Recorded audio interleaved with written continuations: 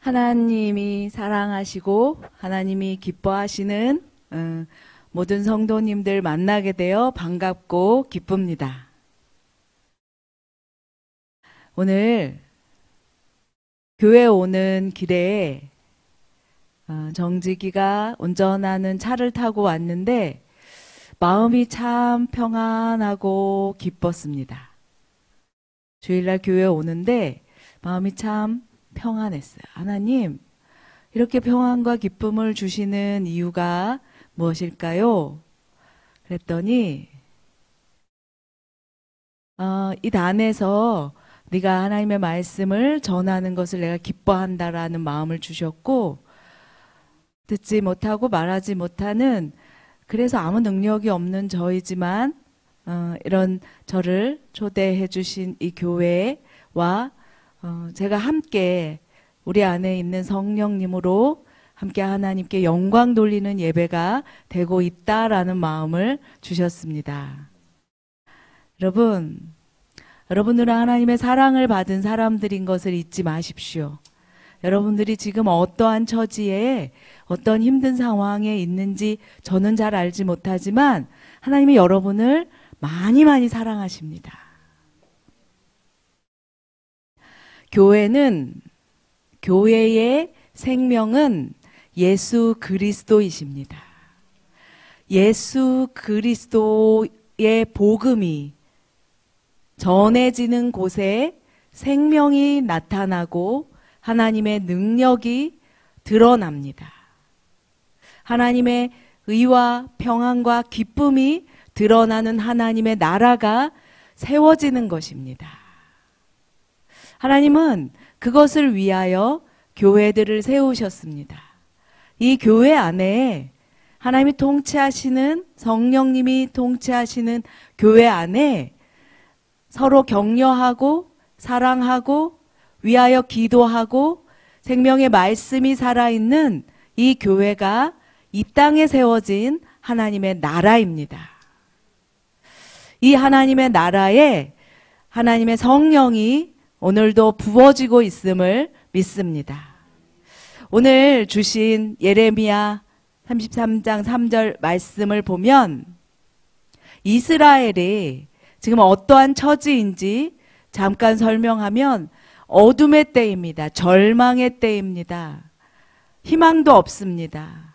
그런데 그 일이 생겨난 이유는 이스라엘이 하나님을 배반하였습니다.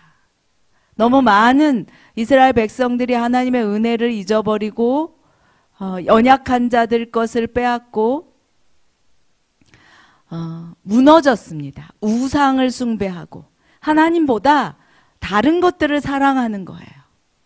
그럴 때 나라가 망하여 힘들고 어려운 절망의 때를 지나가고 있는 이스라엘 백성들에게 하나님이 예레미야를 통하여서 말씀하신 말씀입니다. 이제 이스라엘을 더 이상 내가 내버려 둘 수 없겠다.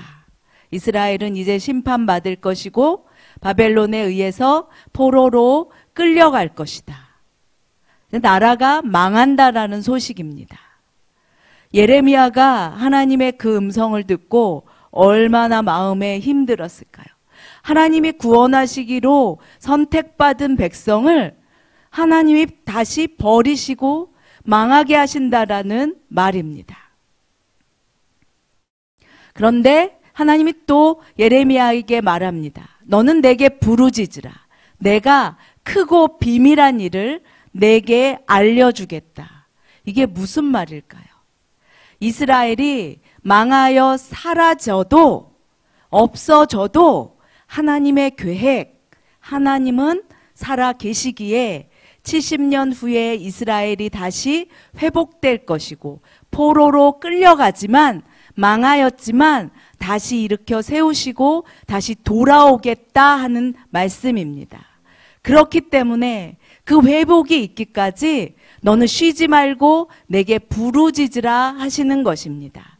하나님의 뜻이 하늘에선 이미 이루어졌습니다. 그 하나님의 뜻이 이 땅에 이루어지기까지 우리들이 쉬지 말고 부르짖으며 기도하라고 하시는 말씀입니다. 오늘 지금 크고 비밀한 일, 지금 우리가 살고 있는 이 시대에 그 하나님 말씀하셨던 이 크고 비밀한 일, 그것은 하나님 당신이 육신을 입고 이 땅에 오신 일입니다. 하나님은 말씀으로 이 천지를 창조하신 분이십니다.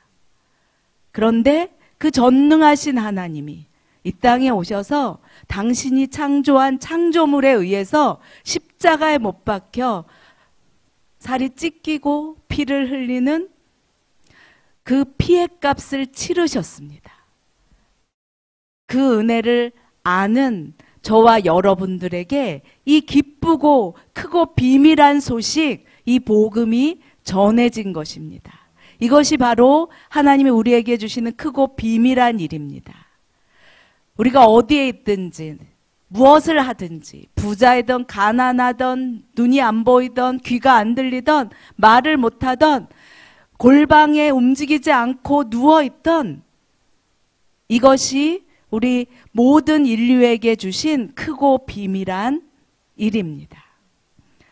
우리 먼저 안 우리들은 이 비밀을 전해야 될 사람들입니다.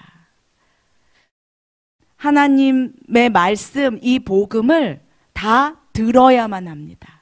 하나님의 말씀은 예수님이 이 땅에 오셔서 병든 자를 낫게 하셨고 걷지 못한 자를 일으켜 세우셨고 많은 능력을, 기적을, 이적을 행하셨습니다. 하나님을 사랑하고 하나님을 섬기고 하는 사람인 저도 농아인이지만 하나님 어떻게 해야 하나님을 위하여 살아갈 수 있을까요? 사람들은 저에게 귀신 들렸다고 합니다. 저의 어눌한 목소리를 들으며 부족한 자라고 아무것도 못한다고 말을 합니다. 그렇게 고민하던 때가 있었습니다. 농아인으로 어떻게 해야 하나님의 뜻대로 살아갈 수 있을지를 심각하게 고민하던 그때 제주도의 부목사로 농아인들을 섬기고 있을 때 제주 영락교회에 부흥회가 있었습니다. 제주 영락교회는 제주도에서 굉장히 큰 교회였어요. 3,000명 성도들이 있는 교회였어요. 그래서 전국에 내노라 하는 이름만 들으면 알만한 부흥사 목사님들을 1년에 2번씩 초대해서 부흥회를 했습니다. 근데 신유의 은사가 굉장히 많은 목사님이 오셔서 마지막 날 아픈 부위에 손을 얹고 기도하시라고 이야기하시는 거예요. 많은 성도들이 자기가 아픈 부위, 어떤 사람은 어깨에, 어떤 사람은 머리에, 어떤 사람은 가슴에, 다리에 손을 얹고 기도하는 모습이 제 눈에 띄었습니다. 나는 아픈 데가 어디지? 난 아픈 데 없는데? 난 건강한데? 그런데 생각이 났어요. 듣고 싶다. 좀 한 번만이라도 내 사랑하는 아내의 목소리를, 또 딸들이 아빠라고 부르는 소리를, 그 목소리를 한 번만이라도 듣고 싶다. 사람들이 얘기해. 아내의 목소리가 좋다고. 아나운서처럼 목소리가 좋다고. 저는 듣지 못합니다. 또 찬양 소리도 듣고 싶어요. 제가 가장 좋아하는 그 찬양 좀 실컷 들으며, 찬양을 들으며 잠들고 찬양을 들으며 일어나고 싶어요. 또 막 부르짖어 기도하는 통성 기도도 저도 하고 싶고, 또 그런 소리, 뜨거운 그런 통성 기도도 듣고 싶어요. 그래서 하나님께, 하나님 잠깐이라도 제가 소리를 들을 수 있게 귀가 열리는 기적이 저에게 있기를 원합니다 하고 기도할 마음이 생겼습니다. 그래서 예배를 마치고 기도를 했어요. 그 시간에 귀에 손을 얹고 기도를 했고, 또 그 시간이 끝나고 또 계속 기도했어요. 그런데 교육자 회의가 매일 아침 있는데 교육자님들이 돌아가면서 성경 말씀을 읽어요. 근데 당회장 목사님이 농아인인 저를 예외로 빼놓지 않으셨어요. 그냥 농아인 너도 어눌하지만 성경을 읽어 하고 시키셨어요. 그때 교육자님들이 7, 8분 계셨는데 그때 읽은 말씀이 신명기 말씀이었습니다. 여호와께서 너희 때문에 내게 진노하사 그러니까 제 차례에 제가 읽은 말씀이에요. 여호와께서 너희 때문에 내게 진노하사 내 말을 듣지 아니하시고 내게 이르시기를 그만해도 족하니 이 일로 다시 내게 말하지 말라. 이 말씀을 제가 읽었어요. 다시는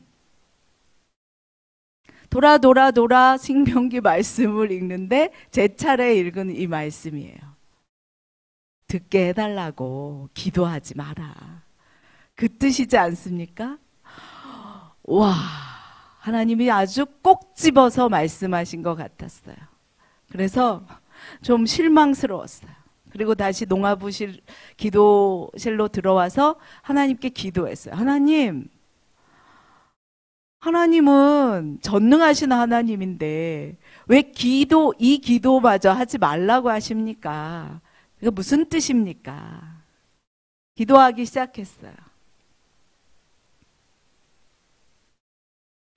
굉장히 오랫동안 조용 침묵 가운데 하나님의 음성을 들리기를 기도하며 그렇게 기도하고 있는데 주님이 찾아오셨어요. 용이가 듣고 싶니? 네, 듣고 싶어요. 하나님 말씀하셨어요. 듣고 싶으면 그래, 네가 듣는 자가 되면 아마 너는 너 마음대로 그렇게 세상에 나아가서 네가 하고 싶은 일을 하게 되겠지. 그러면 누가 듣지 못하고 말하지 못하는 농아 영혼들에게 수아로 내가 그들을 영혼을 얼마나 사랑하는데 그 영혼들을 얼마나 긍휼히 여기는데 그들에게 누가 가서 복음을 전하겠니? 네가 대신 나 대신 내가 그들을 얼마나 사랑하는지 전해주지 않겠니? 말씀하셨어요. 눈물이 흐르기 시작했어요. 그래, 나처럼 듣지 못하고 말하지 못하는 농아 영혼들이 있었지. 아직도 나는 그래도 복음을 듣고 나는 하늘나라 갈 건데 아직도 수많은 농아 영혼들이 하나님을 알지 못한 채 복음을 알지 못한 채 살아가고 있는데 많은 사람들이 그들에게 복음을 전할 수 없지.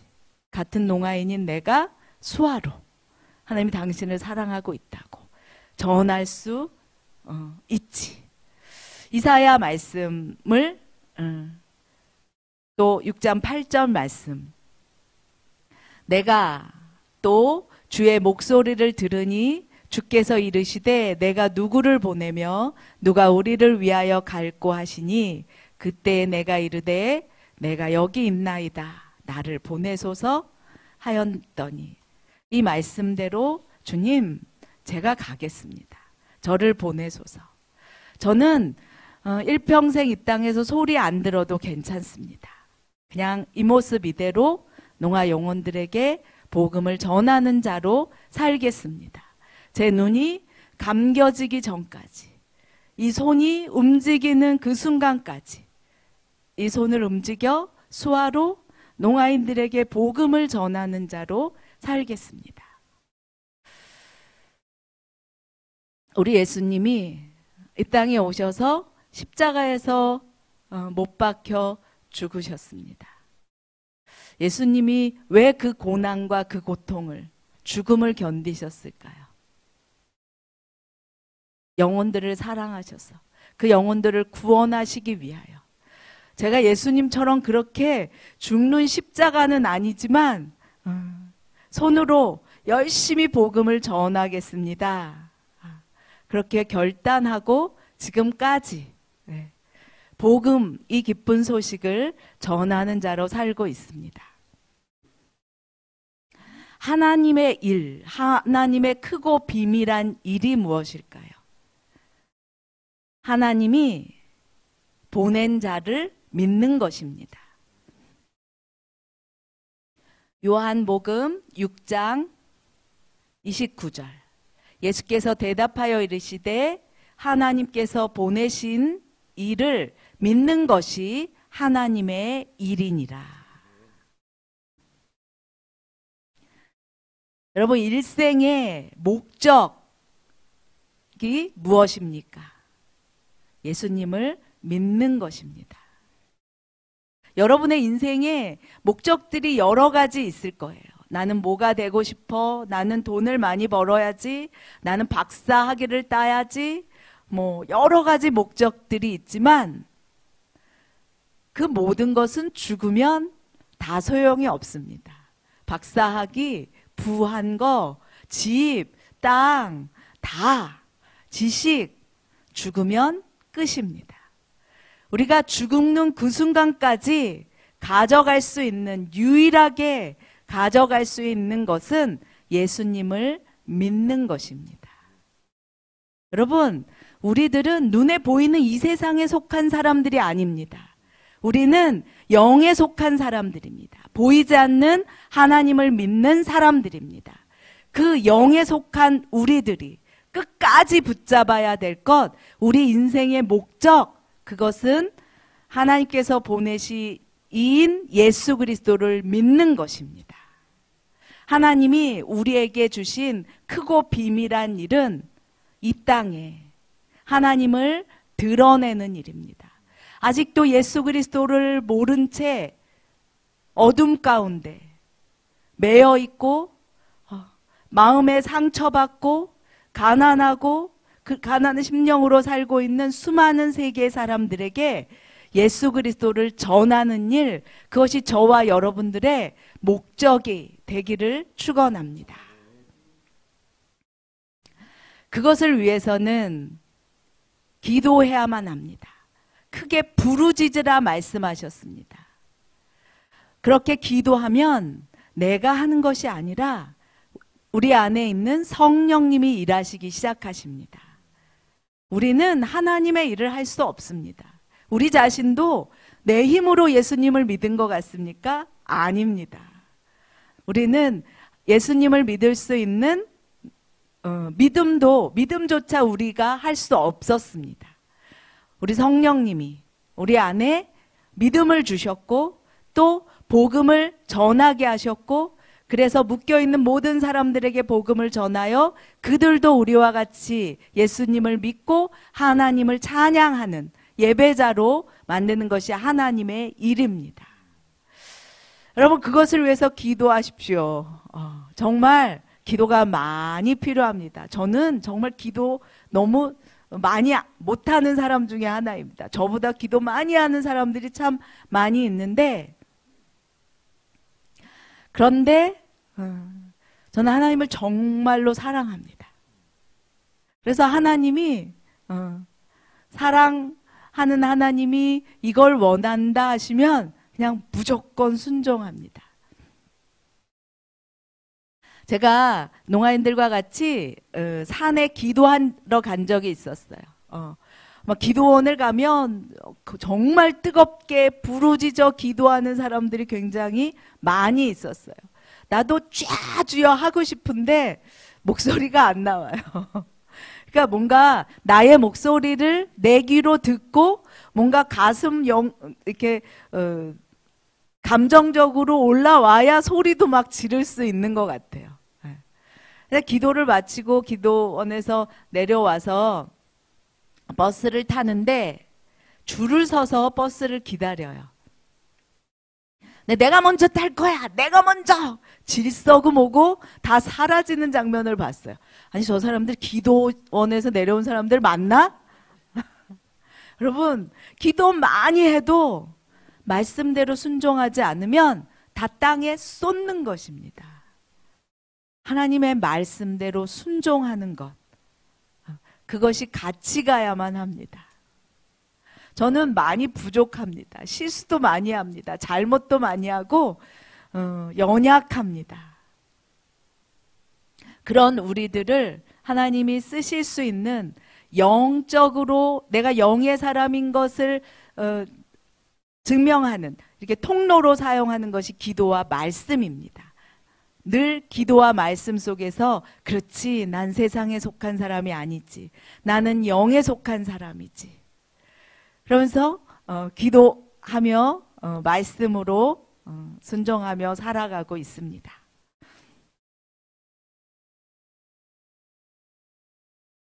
대전 농아인교회에 15년을 목회했습니다. 지금 오픈도어 교회 모습 같았어요. 가족 같았어요.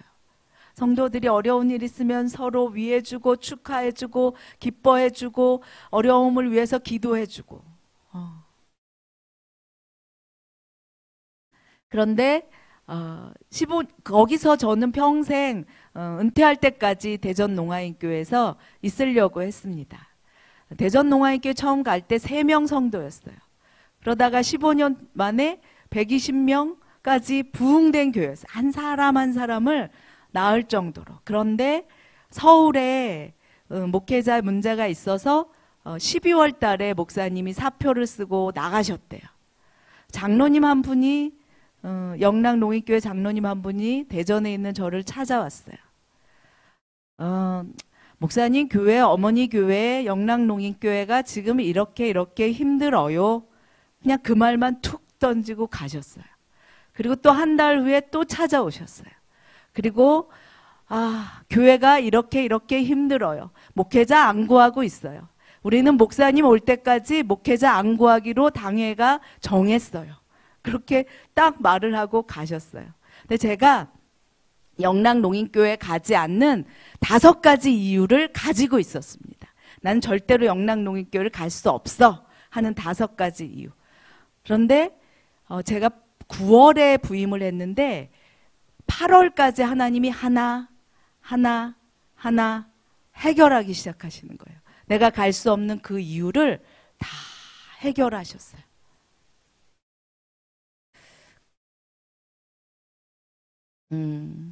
그 구체적인 이유들을 지금 목사님이 얘기하고 있는데 이건 인터넷으로 나가면 안 될 것 같아요. 네. 네. 그러니까 좀 무서운 얘기도 있어요. 굉장히 어떤 장로님 한 분이 계셔서 그 장로님 때문에 못 간다고 했는데 그 장로님이 2월에 돌아가셨어요.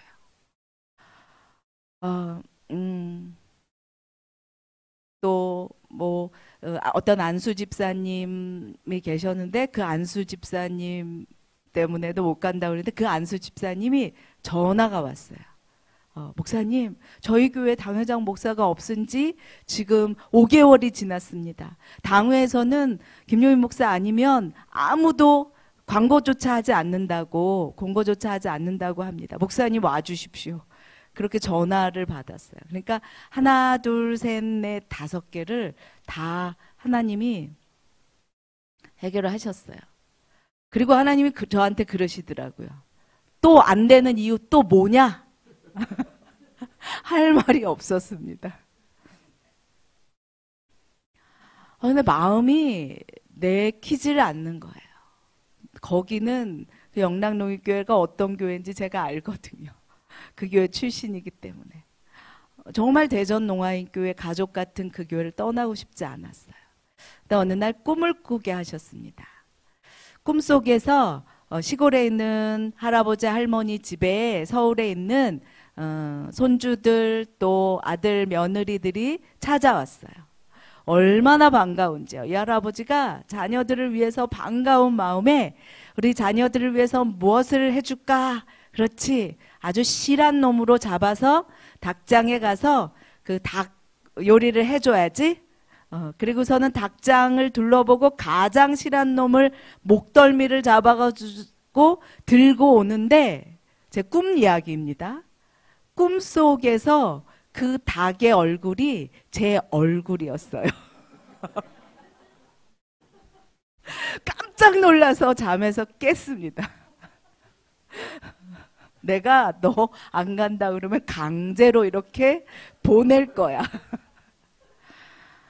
그래서 네, 알겠습니다. 그리고 영락농인교회를 위해서 기도하기 시작했어요. 기도하지 않고는 갈 수 없죠. 하나님, 영락농인교회 영혼들을 위해서 하겠습니다 하고 기도를 하는데, 제가 그 환상 중에 영락농인교회 그 본당에 가서 기도하는 장면이 보였어요. 그래서 거기 아무도 없는 그곳에서 혼자 기도를 하는데 펑펑 눈물이 나는 거예요.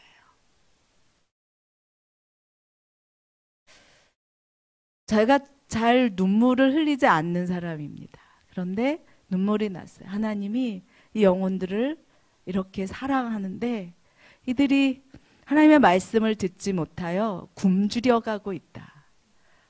하나님이 우시는 거예요. 하나님이 말할 수 없는 탄식하심으로 그 영혼들 때문에 울고 있다라는 것을 저에게 알려주셨어요. 그래서 실제로 혼자 조용히 영락농인교회를 갔습니다. 그리고 본당에 앉아서 기도했어요. 기도하는데 제 눈앞에 환해지더니 천사들이 왔다 갔다 하면서 찬양을 하고 있었어요. 하나님이 내가 이곳에 오는 것을 기뻐하시는구나. 하나님이 기뻐하시면 순종해야지. 그리고 하나님, 제가 하는 거 아니고 하나님의 교회 하나님이 인도하여 주십시오. 저는 능력이 없습니다. 그렇게 기도하고 순종하였습니다. 하나님이 여러분에게 여러분을 통하여 구원 얻게 할 영혼들을 보여주실 때가 있을 것입니다. 위하여 부르짖어 기도하라고 주시는 사명들이 있을 것입니다. 늦추지 마십시오. 연기하지 마십시오.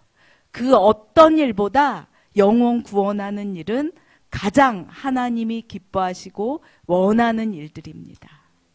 그리고 복음 전하는 거 힘들어요. 그러나 내 힘으로 하는 것이 아닙니다. 하나님이 여러분 안에 계시는 성령님이 도우시고 인도하실 것입니다. 능력으로 채워주시고 인도하십니다. 우리가 해야 될 일은 순종입니다. 제가 장로의 신학대학을 다닐 때 농아인으로는 최초의 신학생이었고 지금까지도 그 기록은 깨지지 않고 있습니다. 대학 공부를 힘들게 하루하루 버텨가면서 하는데 이제 신대원이 남았어요. 제 성적으로는 한계예요. 더 이상 신대원에 들어갈 만한 성적이 되지 않는 거예요. 하나님께 기도했어요. 하나님 도와주십시오. 하나님이 허락해 주시면 제가 이 신학교 가는 거를 떠날 수 있습니다. 제가 들은 거는 없지만 정보는 알아요. 내 마음대로 주의 종 안 되겠다고 떠난 사람 결코 그 길이 잘 안 되는 걸 알기 때문에 하나님의 오더가 필요했어요. 하나님 제발 허락해 주십시오. 제가 돈 많이 벌어서 주님께 많이 헌금하는 장로 될 테니까 신학 공부 그만둘 수 있도록 허락해 주십시오. 포기하고 싶습니다. 신대원 가면 공부가 더 어려워질 텐데 저 이 공부 정말 하루하루 버티는 게 너무 힘듭니다. 하나님 허락해 주십시오. 그 기도를 계속했어요. 하나님 허락해 주세요. 하나님 허락해 주세요. 그렇게 기도하고 있는데 하나님이 저를 또 안으시면서 몸이 따뜻해지는 거예요. 마음이 평안해지며 주님이 또 말씀하셨어요. 용이가 공부하는 거 힘들지? 나도 안다. 네가 얼마나 힘들게 공부하고 있는지 내가 다 안다. 그런데 꼴찌를 하더라도 포기하지 마라. 포기하지 마라. 포기하지 마라. 말씀하셨어요. 그런데 제가 공부가 힘든 이유가 왜 공부가 힘들었냐면 꼴찌하기 싫어서 힘든 거예요. 제 자존심이 꼴찌를 용납을 못하는 거예요. 하나님이 저의 성격을 아셔서 꼴찌는 괜찮아. 꼴찌해도 괜찮아. 그러나 포기가 더 나쁘다고 말씀하셨어요. 하나님은 꼴찌하는 것을 싫어하지 않으세요. 포기하는 걸 싫어하세요. 여러분 포기하지 마세요. 그 말씀 때문에 포기하지 않고 공부했는데 4학년까지의 성적이 B 이상이어야지 대학원을 입학을 하는데 다행히 겨우겨우 턱걸이로 B 학점 이상이었고 대학원 신대원에 들어갈 수 있었고 7년 졸업하고 졸업식 날 뒤돌아보니 제 능력으로 한 것이 아니었습니다. 하나님이 하셨습니다. 그렇게 고백하였습니다. 여러분들이 하나님의 일을, 예수님을 전하는 그 일을 가장 인생의 목적으로 하고 살아갈 때 여러분들이 갖추어야 될 성품 가운데 가장 중요한 것은 사랑입니다. 사랑입니다. 영적인 사람들은 사랑입니다. 여러분, 우리 교회 안에 사랑이 너무 없습니다. 사랑만이 교회를 살릴 수 있습니다. 교회 당연하죠. 상처 입은 사람들, 모난 사람들, 어디에도 끼지 못하는 사람들이 모이는 게 당연합니다. 사랑받고 싶어서 오는 것이니까요. 그 사랑을 전할 수 있는 저와 여러분들이 되기를 간절히 축원합니다. 네, 말씀을 마치겠습니다.